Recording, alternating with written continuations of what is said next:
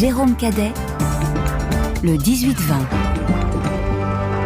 À 18h54, le monde d'après de Jean-Marc Four. Jean-Marc, s'il y a un pays beaucoup plus que la France qui va sans doute devoir réformer son système de retraite à marche forcée, c'est la Chine. C'est l'un des enseignements des chiffres dévoilés aujourd'hui. Pour la première fois, la population chinoise diminue.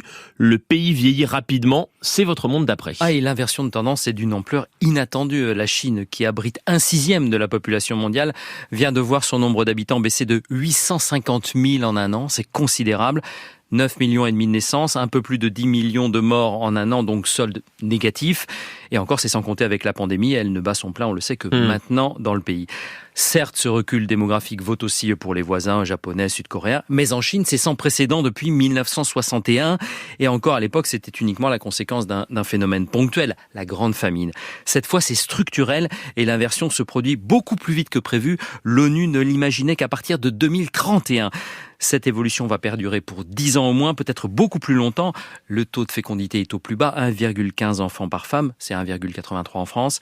La Chine manque en fait de femmes. La politique de l'enfant unique a longtemps conduit les couples à une sélection des naissances en privilégiant les garçons. Donc résultat, le pays compte aujourd'hui environ 105 hommes pour 100 femmes. Comme dans le même temps, l'espérance de vie augmente entre 75 et 80 ans, le vieillissement démographique est inéluctable. Les projections sur les pyramides des âges sont sidérantes.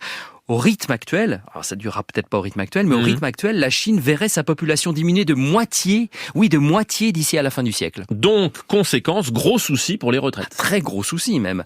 Bien entendu, comme toujours avec le pouvoir chinois, il n'y a officiellement aucun problème, tout va bien Madame la Marquise, le système va tenir. Mais c'est faux.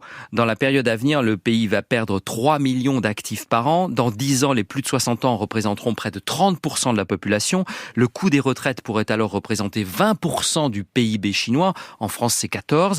Donc la question des retraites est explosive. Nous, à côté, pardonnez-moi l'expression, c'est du pipi de chat. À ce jour, le système des retraites en Chine est à la fois inégalitaire et généreux. Inégalitaire parce que dans les campagnes, les retraites sont souvent inexistantes.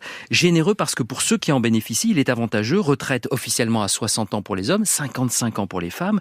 Tout cela tient évidemment tant que les actifs sont suffisamment nombreux. Vu la démographie, le système va devenir insolvable. Le pouvoir le sait, il a commencé à réformer en ouvrant la possibilité de retraite complémentaire individuelle par capitalisation, mais il n'échappera pas à une réforme plus structurelle d'allongement de la durée de cotisation. Il est question de l'augmenter progressivement de 1 à 2 mois par an. Pour compliquer l'affaire, tout ça se produit en plein ralentissement économique, seulement 3% de croissance l'an dernier en Chine, ce qui est très peu pour le pays. Donc ce sujet est éminemment politique et il peut déstabiliser l'ensemble du système. Il est politique de A à Z, dans ses causes comme dans ses conséquences. Dans ses causes d'abord, voilà 7 ans que la Chine a abandonné sa politique de l'enfant unique pour inciter la population à faire plus d'enfants avec des allocations importantes. Ça peut se monter à plusieurs milliers d'euros pour une famille de 3 enfants dans certaines villes. Eh bien ça ne marche pas. La population, toujours marquée par l'habitude de l'enfant unique, ne suit pas les consignes politiques. Tout ce qu'elle voit, c'est que des enfants, ça coûte trop cher en santé, en éducation, en logement, dans un pays où l'immobilier a flambé. Le nombre de mariages est d'ailleurs lui aussi en forte baisse et le célibat en forte hausse. Les conséquences maintenant, et là c'est majeur. Il y a le symbole. Dès cette année, l'Inde va supplanter la Chine comme pays le plus peuplé de la planète.